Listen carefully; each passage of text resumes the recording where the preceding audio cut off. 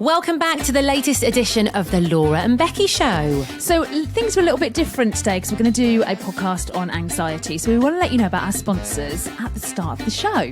Yeah, first of all, it's Box Bar in Sheffield. They are an amazing boutique boxing and bar gym. Now, we have done a few of their classes. It is brilliant. Yeah, and obviously we're going to talk about anxiety today. Nothing better than doing a bit of exercise to get rid of anxiety. Oh, God, honestly, it always makes me feel better.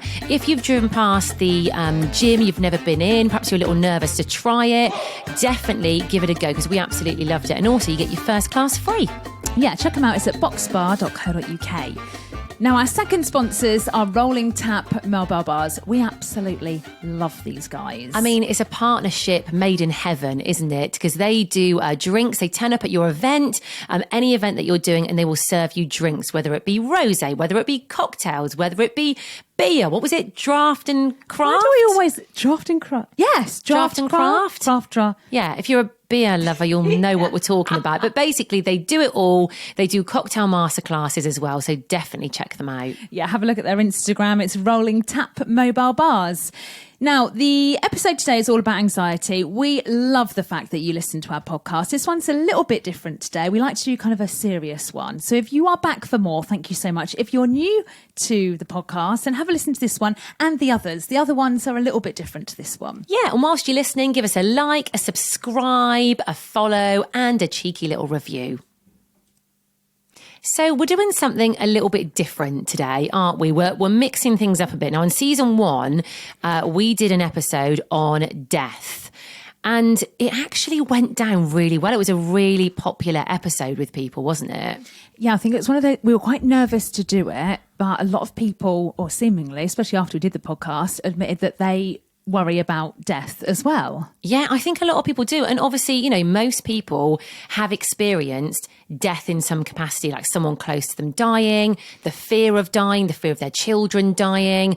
It's such a big thing that I think we think about, but we don't really talk about it that much. Yeah, so today's episode, we decided to have, we were going to have one episode every season where we talk about something kind of like serious, and it's a bit different to our usual podcast. So today's, we thought we'd tackle anxiety, kind of panic attacks and that kind of thing.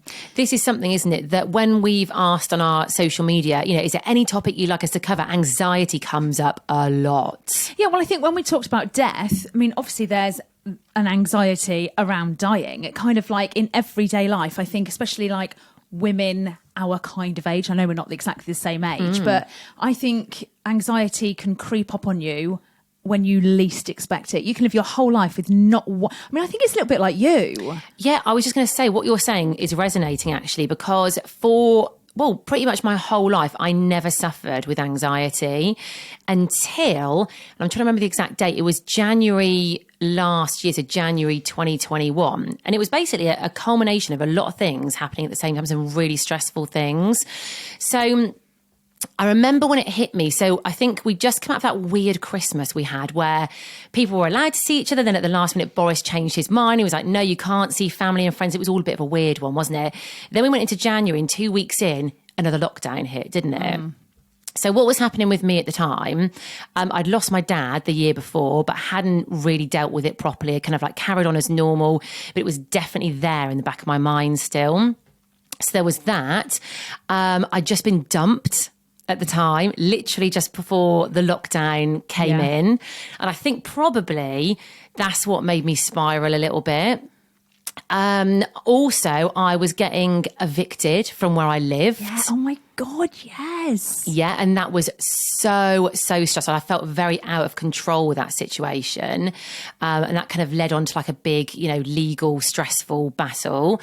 And then my granddad was very ill as well at the start of that year. And then I lost him in the April. It was just before we started the radio show, wasn't it? Yeah, it was, yeah. So it was a lot of very like big, stressful things happening at the time. Oh, and I was going through a divorce. Yeah, I wasn't going to mention it because I thought maybe she's not going to talk about this, but like, are you not going to mention that you were going through a divorce? Oh, there was that as well. So thinking about it, actually, those things are some of the biggest things you can actually go through in your life, aren't they? But pretty much, yeah. It's like a tick, tick, tick. There's not much else. And it all came at me at the same time. Yeah. So I felt anxiety and panic for the first time in my life. And it since then, it's been a bit of a consistent thing. Not all the time at all. I can have stages where I'm absolutely fine. But since then, it's sort of, I think that was the trigger for it. And I remember, this was one of the really bad points, and you'll remember me talking to you about this. It was one weekend, I didn't have Lily, and this was, I think we were out of the lockdown, but the legal situation with where I was living, so I was trying to be evicted from my apartment at the time. It was in the thick of it then, and it wasn't a very nice situation.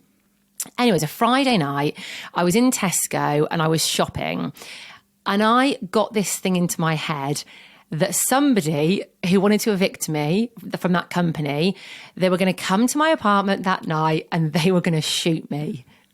Now, saying it out loud now, it is the most ridiculous thing. But at that time, I believed that was going to happen. I had to, no, I didn't leave Tesco. I finished my shopping, but I came out and I remember I couldn't breathe properly. And I phoned Dave, my friend Dave. And I remember saying to him, I was like, what are you doing tonight? Are you around? Because they're going to kill me. Dave, they're going to shoot me. And he was like, stop being ridiculous. You need to calm down. But isn't it weird? I think in that moment of panic, it seems like anything could happen and it seems real to you. Even though it's ridiculous, you can't seem to talk yourself down. Yeah. But you did.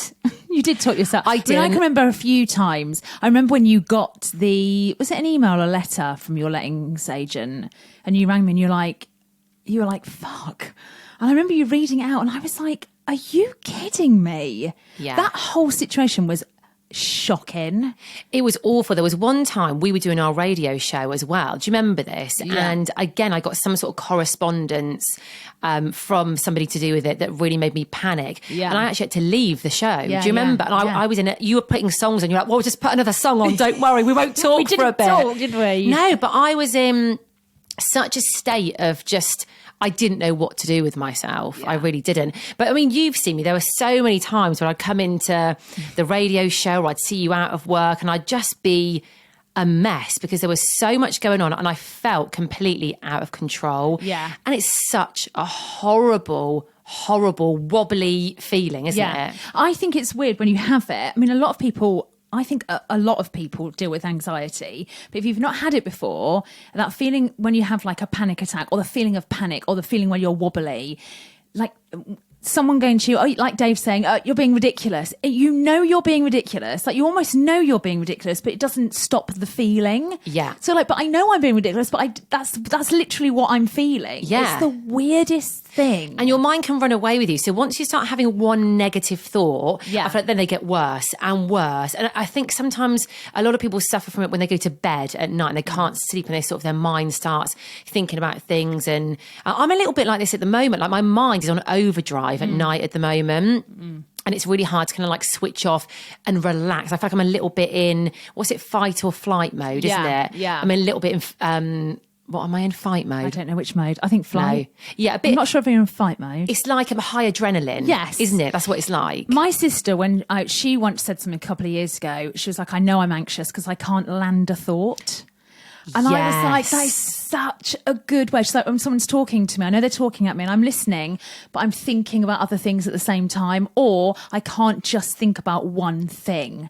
But I was like, that's a really good way of describing it. That's so true, because you almost can't concentrate on the most simple of tasks, can you? And if you have to make decisions when you're anxious, oh my God, that is the worst thing. Like you literally cannot function properly in order to make a decision. Yeah. Oh God, it's horrible. And also, I also think when you're anxious, like it's really weird. When I got my anxiety, I've always been a worrier. I worry. My mum's a worrier. I got it from her.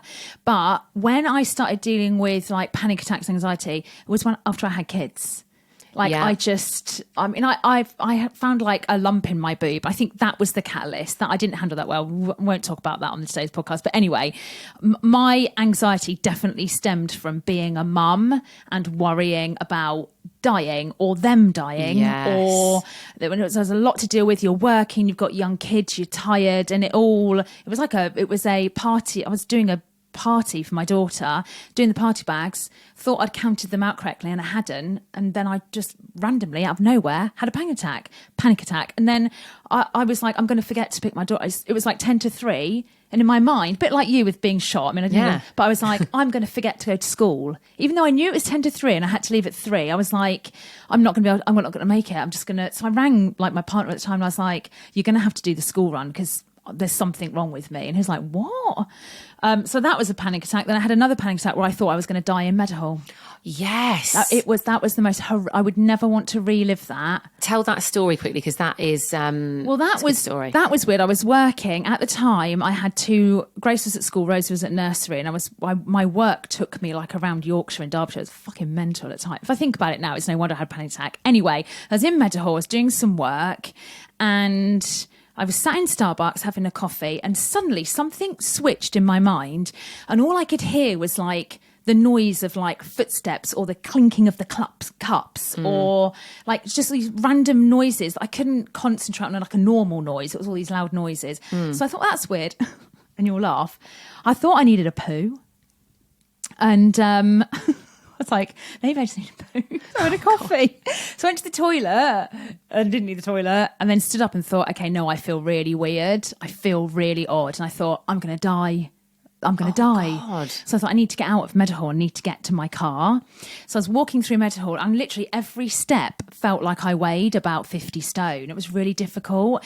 So I started looking around at people's faces thinking, who can I stop and go, I think I'm going to die? But I thought, you can't, because they're going to be like, fuck off, you weirdo. So I got to the exit of Meadowhall where Debenhams was. And I thought, I'm not going to make it to my car. So I crawled on my hand. Mate. No. Yeah, I got my hands and knees and crawled. I got to the car section. So the first car I got to, I just dropped to the floor and dragged myself to my car. But I think that's bad. You know, when it's affecting you physically and your body, like, you know, it's bad then. Then I got in my car. I thought, right, now I've got to get home. So I drove home and the only thing I could do was itch my leg to keep me awake. So I thought, if I hurt, I mean, this is actually quite bad. If I feel pain in another part of my body, it's going to keep me awake. Yeah. So I scratched my leg, like to the point where it was bleeding. Oh, God, that's awful. Yeah, I remember looking down and thinking, yeah, okay, I need to stop my car. So I just stopped my car and I just rang my partner and was like, you need to come and get me. So he came to get me. So I was home in my normal environment. 10 minutes later, absolutely fine. It's weird what triggers it though, isn't it? It's so, and like you said, and other people have said as well, it can be the smallest thing. At the moment, I've got a thing, because I'm feeling a little bit anxious. I really worry about Lily choking.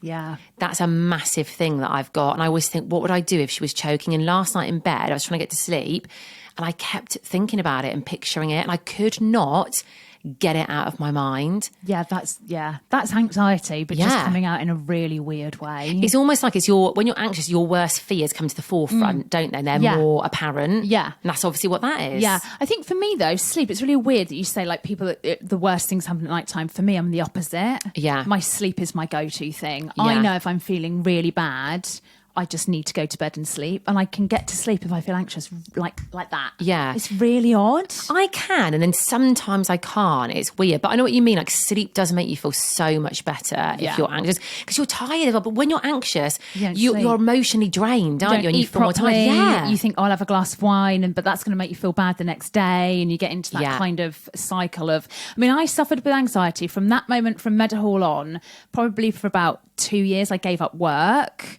And how long were you not working for? Probably a good 2 years. Really? Yeah, I couldn't do the food shop. If I went anywhere, I would have to see a door or a seat. So I could, if I went out, because I'd still force myself to do things. So I'd be like, I used to be a bloody holiday rep. I used to take thousands of people on booze cruises, and now I can't even go to Tesco. So I used to force myself, and then, but I would have to have an escape. The amount of trolleys, the amount of full trolleys I have left in Tesco would blow your mind. Where I've just been halfway through a shop and thought, nah, got to get out. I'd just walk out. Yeah. Weren't you told me a story where you were at a wedding, a friend's wedding, and you were really anxious. Oh yeah, Joe, my best friend Joe was her bridesmaid. I was her bridesmaid.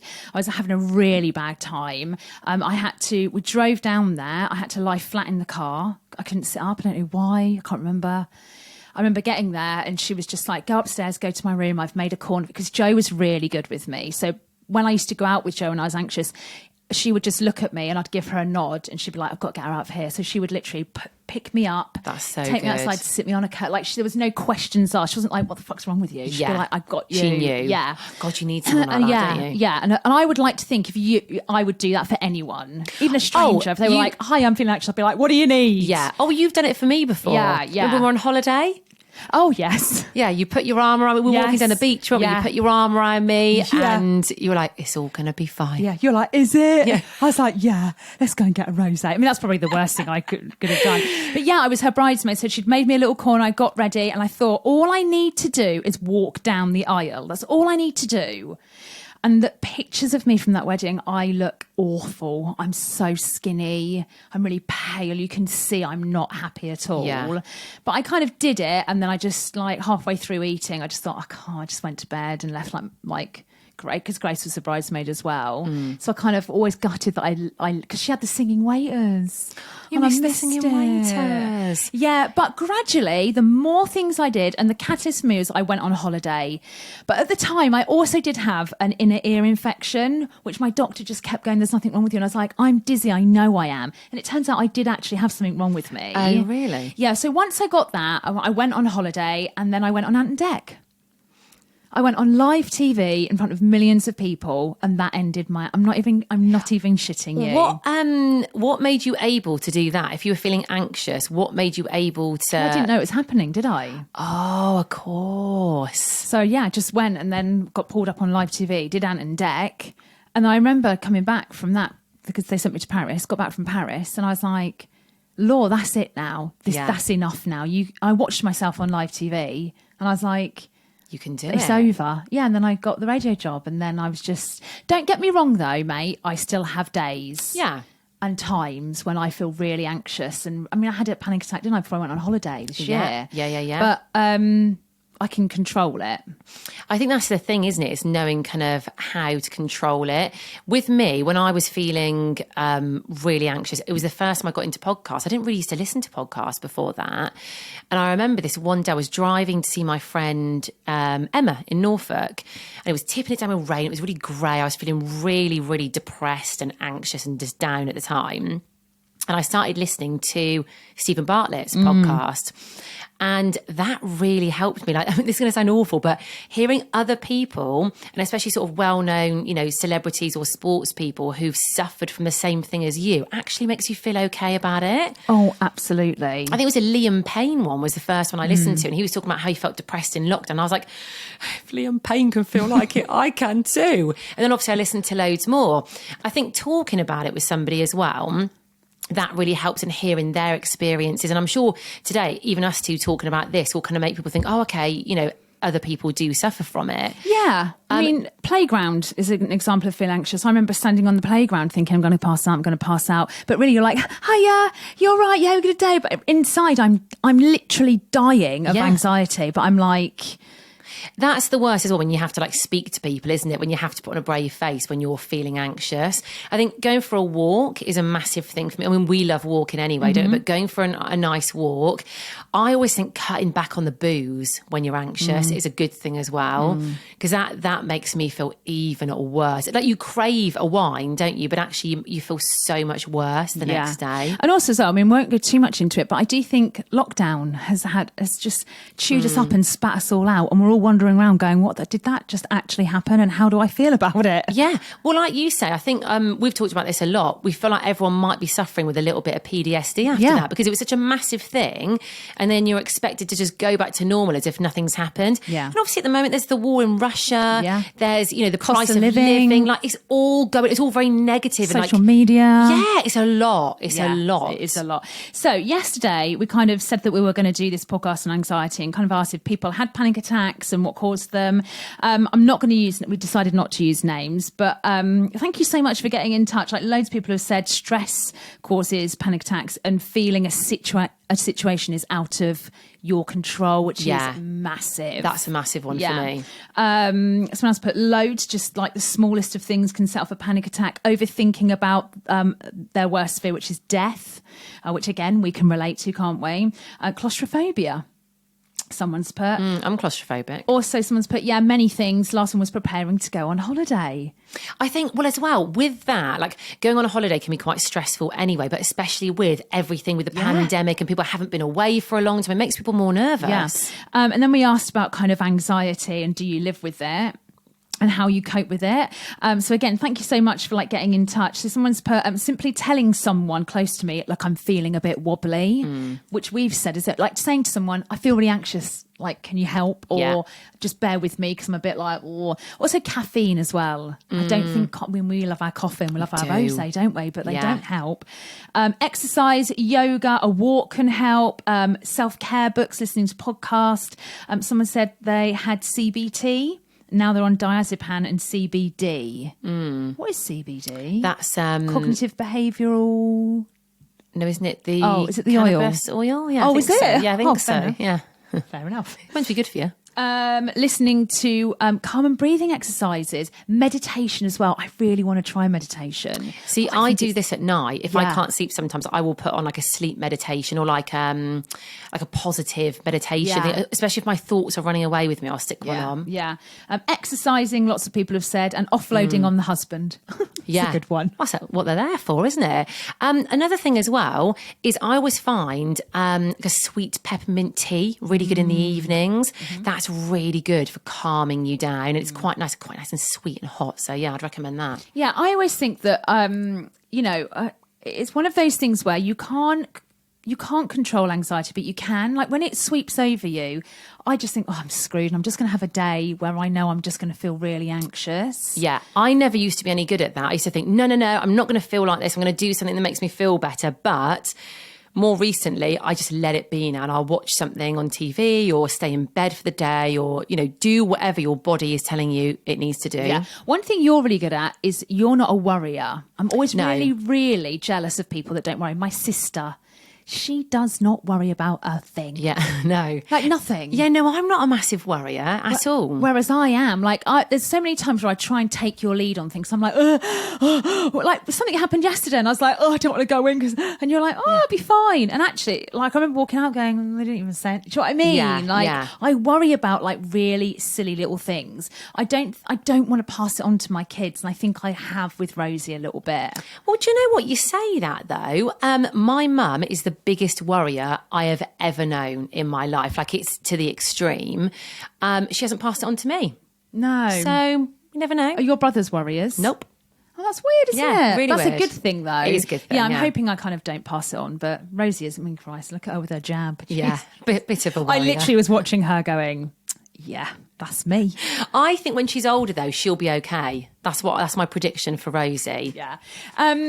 So, if you do suffer with anxiety, if you do have, the odd panic attack or a lot of panic attacks, or you worry, we're all in the same boat. Yeah, it's completely normal. I think there are, not very many people who don't suffer or won't suffer from this sort of thing in their lifetime.